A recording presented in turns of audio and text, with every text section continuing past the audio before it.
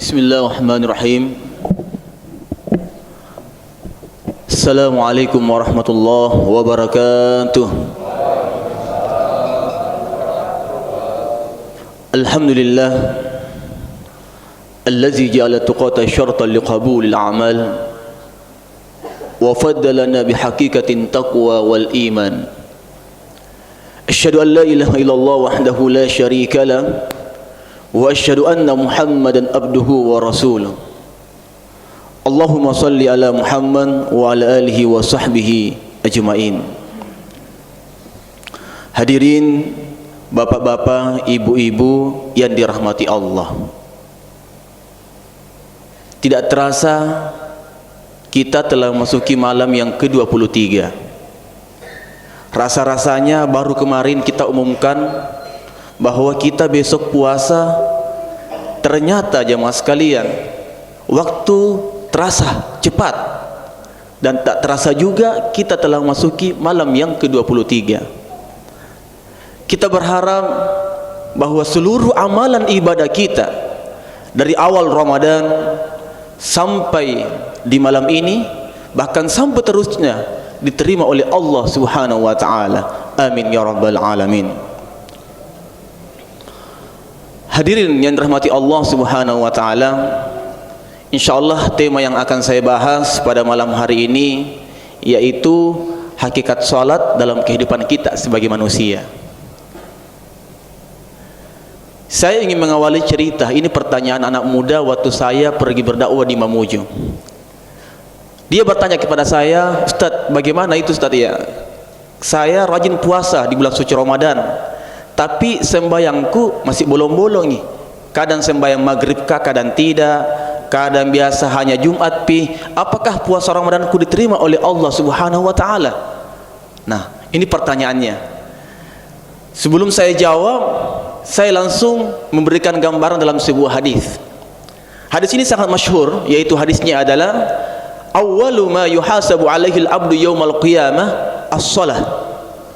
Fa in saluhat saluha sairu amalihi wa in fasadat sairu amalihi. Yang artinya amalan yang pertama nanti dihisab Bapak Ibu yaitu sembahyang tak. Yang pertama dihisab. Ini kata Nabi. Kalau bagus ki sembahyang tak, bagus ki salat tak, maka seluruh ibadah kita yang lain, puasa Ramadan tak, zakat tak, sedekah tak, haji tak, umrah tak, maka dia akan baik juga. Tapi punapan lagi sambayang tak, nya tahu asambayang ero pising, baji pising pakasiana, atau mungkin ada pising mauna. Ada tong orang biasa sembayang sekali sepekan, Jumat tompi batu mesambayang, nya tompin ruang isi tahun, Idul Fitri dengan Idul Adha. Tapi ada yang lebih parah, Idul Fitri saja dia pergi sholat sekali setahun. Bagaimanakah ini? Apakah ibadah-ibadah yang lain diterima oleh Allah Subhanahu wa taala? Nah, kalau kita menjadikan referensi dari hadis ini, tentu saja amalan yang lain tidak diterima oleh Allah Subhanahu wa taala. Wa in fasadat punapaan raki, kalau rusak salat tak, ya, kalau rusak salat tak, maka seluruh amalan yang lain ikut rusak juga, jemaah sekalian. Oleh karena itu yang dirahmati Allah Subhanahu wa taala, salat ini merupakan arkanul Islam, ya, merupakan rukun Islam. Kalau kita tinggalkan dengan sengaja, maka tidak sempurna.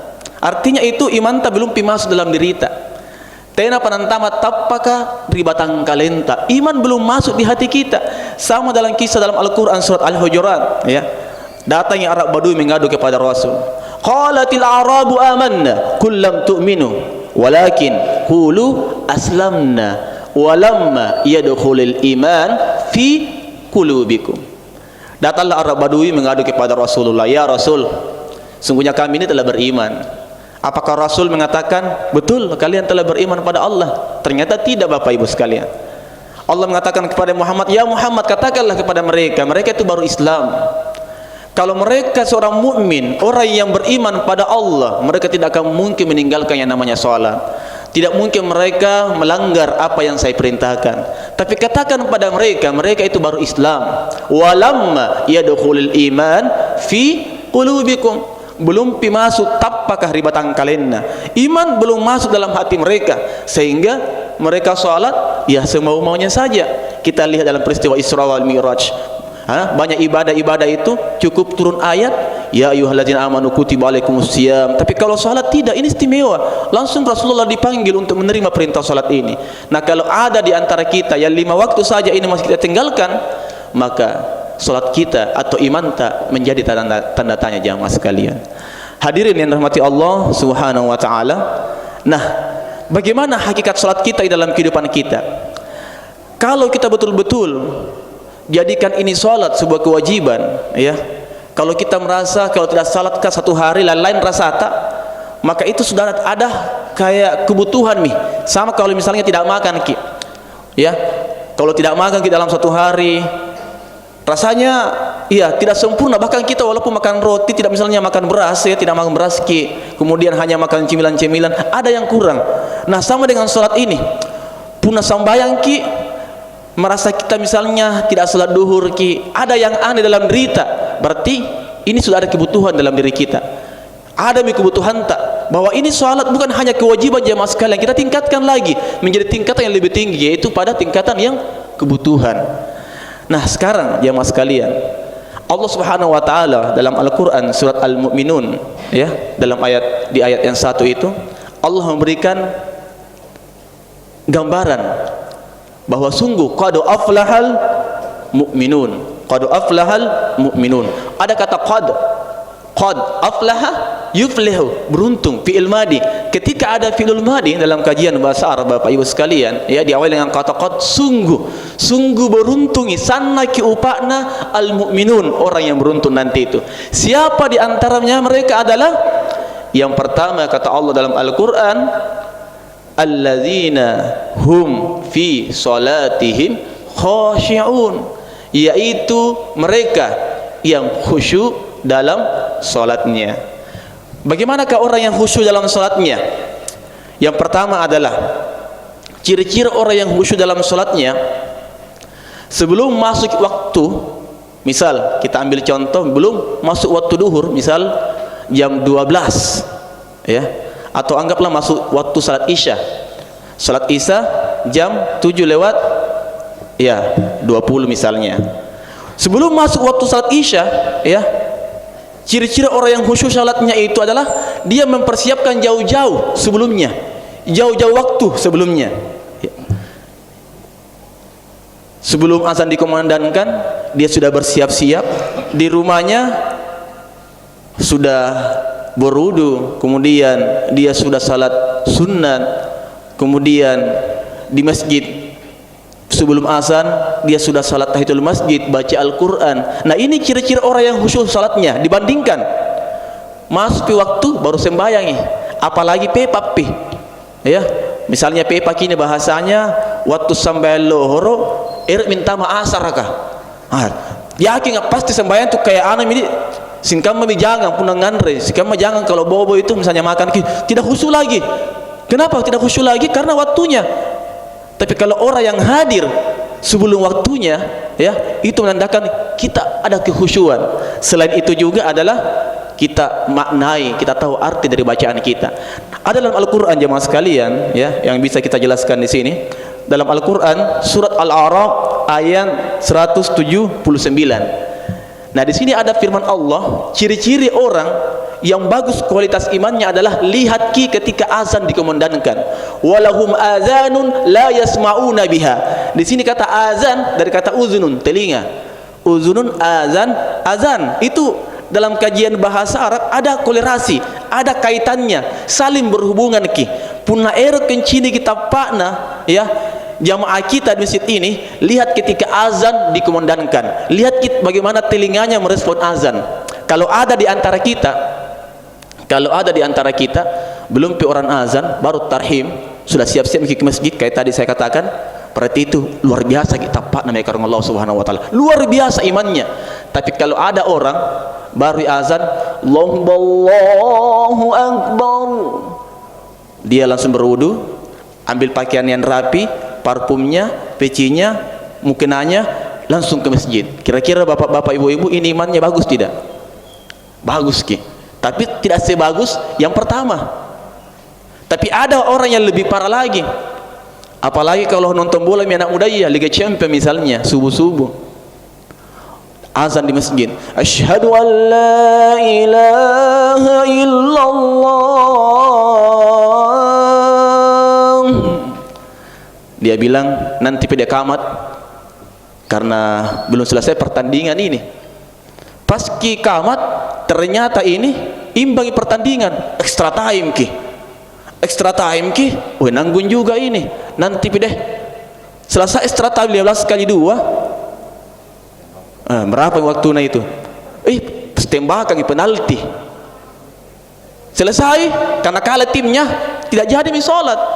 Kira-kira bagaimana tampaknya orang seperti ini? Qad qamatis shalah, qad qamatis shalah. Kira-kira bagaimana sholatnya? Sholat ki atau tidak? Kalau kalah timnya jam 6, bingung malaikat ini salat apa ini? Subuh, syuruk atau salat duha? Nah ini kita tidak menjadikan salat bahwa salat adalah kebutuhan kita. Lebih hebat ki nonton bola daripada sembahyang. Untuk sekarang PSM juara dan tidak menghalangi pertandingan pas Liga Subuh, maksudnya pas sahur. Kalau Liga Champion itu Pak, waktu-waktu subuh memang. Kayak tadi malam kan ada Liga Champion itu jam berapa main. Itu pas-pas kalau misalnya kalau sudah masuk final, ya kalau tidak ada extra time, gimana? Extra time lanjut lagi penalti ya. Itu kita kehabisan waktu. Oleh karena itu kalau kita jadikan ini sembahyang Bapak Ibu ya, salat kita jadikan sebagai kebutuhan, maka insya Allah ya, insya Allah akan kita rasakan ketenangan dalam derita. Karena ini salat singkam makanan nelpon ki, singkam makanan bicara ki mai karang Allah Subhanahu wa taala. Contoh, alhamdulillahi rabbil alamin, itu langsung Allah jawab, hamidani rabbi, oh napuji ka kodong atangku, ini hambaku memuji saya. Ar-Rahmanir Rahim, sanna alayya abdi. Nah jadi itu kita salat adalah berdialog dengan Allah Subhanahu wa taala. Jadi kalau misalnya ada orang salat ya, ada orang salat tapi tidak khusus salatnya, yang dipikir adalah mungkin ya urusan-urusan dunianya ini. Makanya dalam ayat, orang yang tidak salat saja hati-hati ki, bahkan orang yang salat diancam oleh Allah. Iya, diancam, fawailul lil musallin. Yang tidak sembahyang diancam ki juga. Apalah orang yang salat diancam juga ini, fawailul lil musallin. Siapa mereka? Alladzina hum an salatihim sahun. Siapa itu sahun? Ya, itu kalau misalnya salat ki ndak tahu maniknanya, ya, bacaan-bacaannya, kemudian Al-Fatihahnya mungkin tidak jelas juga cara membacanya. Ini hati-hati jemaah sekalian dengan hadirnya bulan suci Ramadan ini, ya.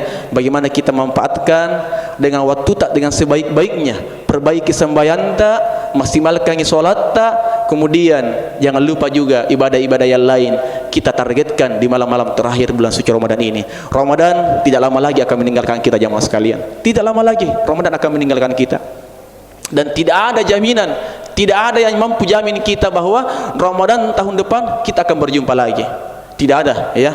Tidak ada lagi jaminan. Boleh jadi kemarin masih ada mungkin saudara ta, teman ta, sama-sama lagi salat tarawih, sama-sama ikut buka puasa. Sekarang tidak ada mungkin mereka telah mendahulukan kami. Oleh karena itu dengan hadirnya Ramadan ini, mari jemaah sekalian perbanyak salat lail ta, perbanyak salat tarawih ta, bacaan Al-Quran yang belum khatam, masih ada waktu kita khatamkan Al-Quran, sedekah, infak, zakat fitrah.